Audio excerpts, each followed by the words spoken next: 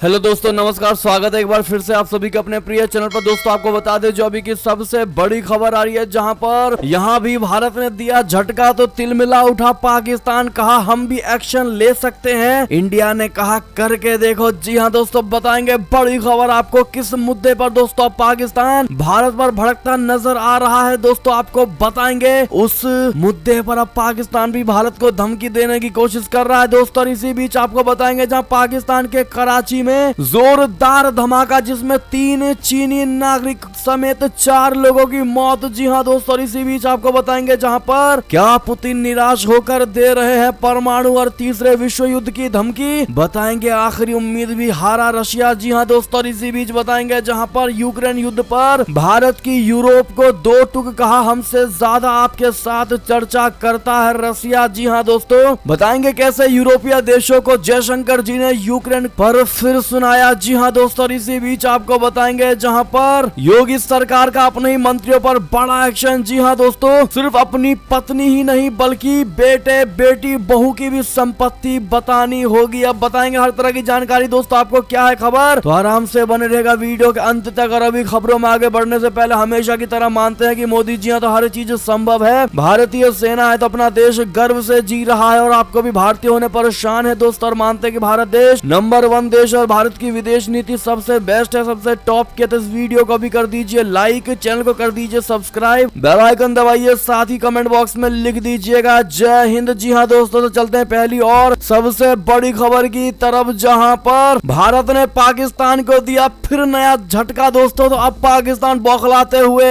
दे रहा है रिटेलिएट का जवाब। जी हां दोस्तों, आपको बता दें पाकिस्तान वो मुल्क है जो अलग तो भारत से ही हुआ, लेकिन उसका कोई भी काम भारत के बिना नहीं चलता। जी हां दोस्तों, भारत के हर मामले में पाकिस्तान टांग अड़ाने से बाज नहीं आता है। जिस जम्मू कश्मीर का राग वो दुनिया के सामने अलापता है, उसी घाटी में आतंक को उसी ने फैलाया था दोस्तों। अब जब सफाया किया जा रहा है तो वो बौखला उठा है दोस्तों। इस वक्त भारत ने एक ऐसा रणनीति बनाया है कि एक झटके में पाकिस्तान को अपनी औकात याद आ गई। जी हां दोस्तों, नया मामला विश्वविद्यालय अनुदान आयोग बोले तो यूजीसी और अखिल भारतीय तकनीकी शिक्षा परिषद बोले तो AICTE से जुड़ा हुआ है। दरअसल यूजीसी और AICTE ने हाल ही में जो संयुक्त नोटिस जारी किया था दोस्तों, उसी पर भारत से पाकिस्तान ने स्पष्टीकरण की मांग की है। इसमें छात्रों को उच्च शिक्षा के लिए पाकिस्तान का चयन न करने की सलाह दी गई है दोस्तों, आप सभी को पता होगा। और ऐसे में पाकिस्तान के विदेश मंत्रालय की ओर से एक बयान में कहा गया है कि हमने उक्त सार्वजनिक नोटिस के संदर्भ में भारत सरकार से स्पष्टीकरण की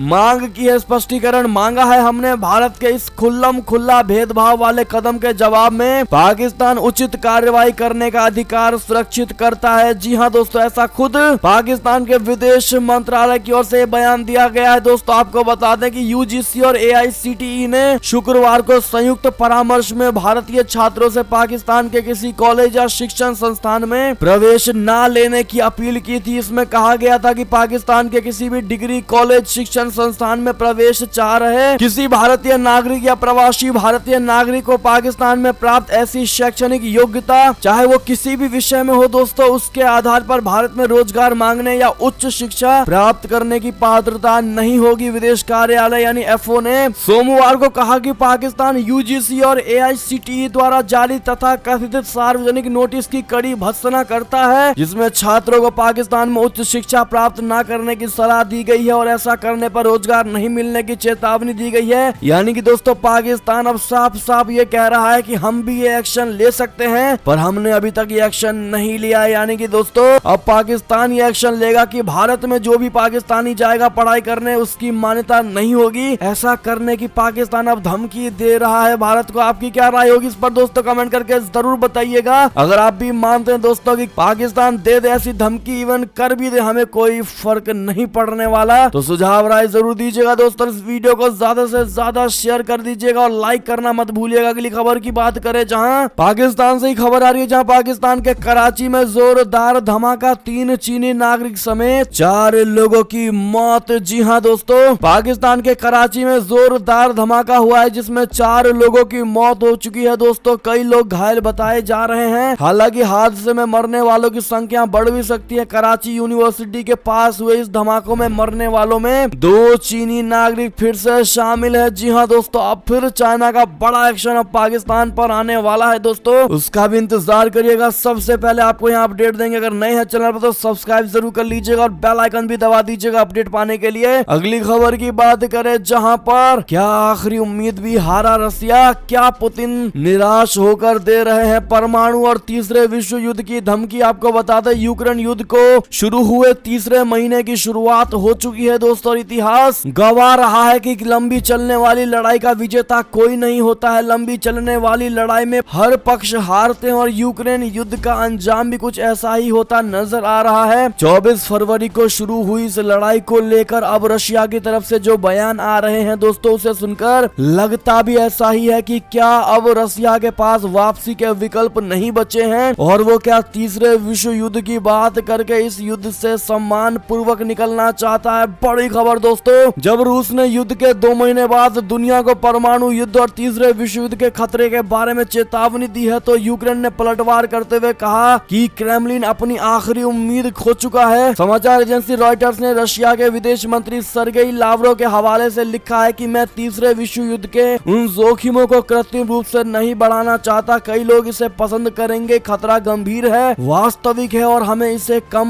नहीं आंकना चाहिए। यूक्रेन युद्ध के 62 दिन बीत चुके हैं और संयुक्त राष्ट्र के मुख्य एंटोनियो गुटेरेस भी मंगलवार को व्लादिमीर पुतिन से मिलने के लिए मॉस्को पहुंचने वाले हैं। वो गुरुवार को यूक्रेन के राष्ट्रपति व्लादिमीर जेलेंस्की से मुलाकात करेंगे। जी हां दोस्तों, साथ ही आपको बताते जहां यूक्रेन युद्ध पर भारत की यूरोप को 2 टूक कहा हमसे ज्यादा आपके साथ चर्चा करता है रूस। जी हां दोस्तों, भारत में सोमवार से रायसीना डायलॉग की शुरुआत हुई है जिसमें हिस्सा लेने के लिए दुनिया भर से कई देशों के प्रतिनिधि नई दिल्ली पहुंचे हैं। इस दौरान 2 दिवसीय 2 यूरोपीय देशों के विदेश मंत्रियों ने भारत से रूस यूक्रेन युद्ध को लेकर सवाल किया है। इस पर दोनों ही मुल्कों को 2 टूक जवाब दिया गया है। भारत ने कहा है कि रूस नई दिल्ली के साथ जितने संपर्क में है उससे कहीं ज्यादा वो यूरोप के साथ रहता है। लोकतंत्र की दुहाई देने पर भारत ने कहा कि जब अफगानिस्तान में संकट पैदा हुआ तो सभी लोकतांत्रिक देश बस हाथ पर हाथ धरे बैठे देखते रह गए। दरअसल रायसीना डायलॉग में हिस्सा लेने पहुंची नॉर्वे की विदेश मंत्री एनी केन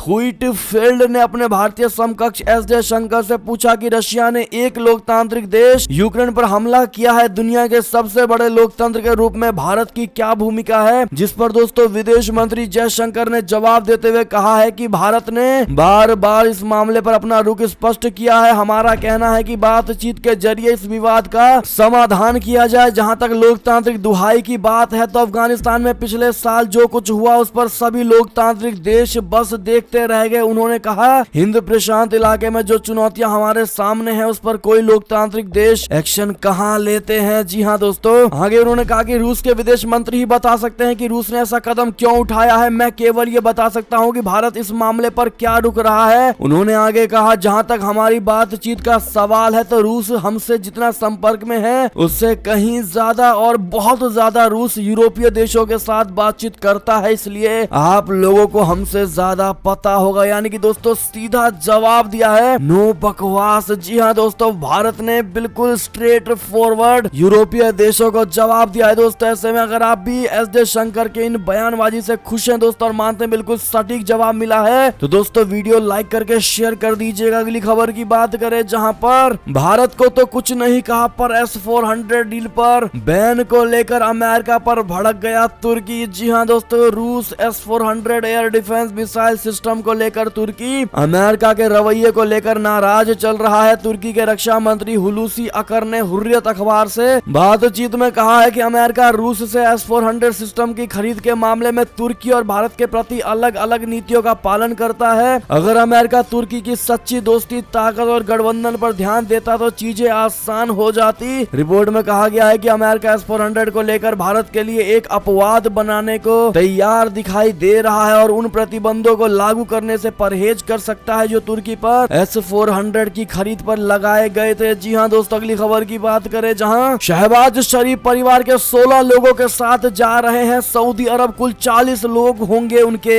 साथ। जी हाँ दोस्तों, जिसको लेकर छिड़ा विवाद। दरअसल पाकिस्तान के पीएम शहबाज शरीफ सत्ता संभालने के बाद अपने पहले विदेशी दौरे पर सऊदी अरब जा रहे हैं। दिलचस्प बात दोस्तों ये है कि इस दौरे पर वो 40 सदस्यों के भारी भरकम डेलीगेशन को लेकर जा रहे हैं और इनमें 16 लोग तो उनके अपने ही परिवार के सदस्य होंगे। इस पर विवाद भी खड़ा हो गया है और इमरान खान की पार्टी पाकिस्तान तहरीक इंसाफ ने शहबाज शरीफ सरकार पर जनता के पैसों को बर्बाद करने का भी आरोप लगाया है। हालांकि शहबाज शरीफ की भतीजी और सूचना एवं प्रसारण मंत्री मरियम नवाज ने जवाब देते हुए कहा है कि पीएम अपने खर्चे पर सऊदी अरब जा रहे हैं और सभी लोगों का खर्चा वो खुद ही उठाएंगे। जी हाँ दोस्तों, बता दें कई बार आर्थिक संकट में सऊदी अरब की ओर से पाकिस्तान की मदद की गई। ऐसे में माना जा रहा है कि इस बार भी शहबाज शरीफ सऊदी अरब से कुछ मदद की मांग कर सकते हैं। पाकिस्तान के बारे में जानकारी रखने वाले लोगों का कहना है कि शरीफ फैमिली की सऊदी अरब से करीबी रही है और यहाँ तक कि 1999 में जब मुशर्रफ ने नवाज शरीफ का तख्ता पलट किया था तो शहबाज शरीफ सऊदी अरब ही गए थे और वहाँ 8 सालों तक रहे थे, जिसके बाद 2007 में ही वो पाकिस्तान वापस लौटे थे। अगली खबर की बात करें दोस्तों, जहाँ पर पाकिस्तान की शिकायत लेकर यूएनएससी पहुंचा अफगानिस्तान। तालिबान ने कहा बिगड़े हालात, भारत को भी भेजी चिट्ठी। जी हाँ दोस्तों,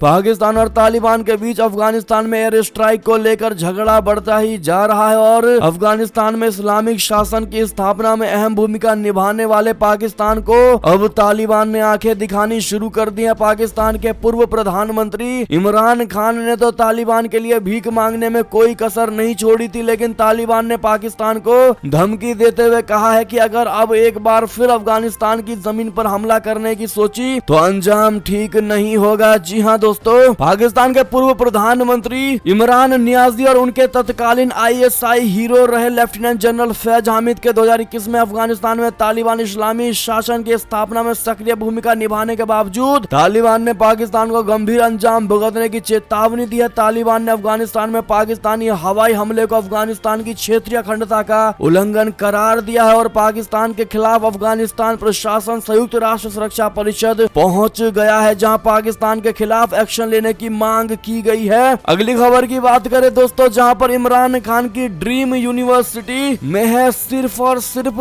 37 स्टूडेंट्स। जी हाँ दोस्तों, 37 छात्र मात्र है उसमें, जिसके बाद पाकिस्तान में उड़ रहा है इमरान खान का मजाक। जी हाँ दोस्तों, पाकिस्तान के पूर्व प्रधानमंत्री इमरान खान की ड्रीम यूनिवर्सिटी अल कादिर विश्वविद्यालय को लगातार लाखों रुपए का डोनेशन मिल रहा है, लेकिन हैरान करने वाली बात दोस्तों यह है कि इस यूनिवर्सिटी में पढ़ने वाले सिर्फ और सिर्फ 37 छात्र हैं। अल कादिर विश्वविद्यालय के लिए 2019 में एक रियल एस्टेट दिग्गज ने भूमि दान में की थी। द न्यूज की रिपोर्ट के अनुसार इसके मूल ट्रस्टी पूर्व नेता उनकी पत्नी बुशरा बीवी, जुल्फिकार अब्बास बुखारी और जहीर उद दीन बाबर अवान थे। अगली खबर की बात करें, जहां पर सिर्फ अपनी ही नहीं पत्नी, बेटे, बेटी, बहू की भी संपत्ति बताएं मंत्री, अफसर। जी हाँ दोस्तों, सीएम योगी जी का बड़ा फरमान। उत्तर प्रदेश के मुख्यमंत्री योगी आदित्यनाथ जी ने भ्रष्टाचार पर जीरो टॉलरेंस की नीति अपनाई है। अब प्रदेश के सभी मंत्रियों के साथ IAS और PCS अफसरों से उनकी संपत्ति का ब्यौरा मांगा गया है। मंत्री और अफसर सिर्फ अपनी ही नहीं बल्कि अपने पूरे परिवार के सदस्यों की चल अचल संपत्ति का ब्यौरा जनता के सामने रखेंगे। जी हाँ दोस्तों, मंगलवार को ही कैबिनेट बैठक में मुख्यमंत्री योगी जी ने कहा कि स्वतंत्र लोकतंत्र के लिए जनप्रतिनिधियों के आचरण की शुचिता अति आवश्यक। अगर आप भी दोस्तों योगी जी के इस फैसले का दिल से समर्थन करते तो हमारा समर्थन है योगी जी को।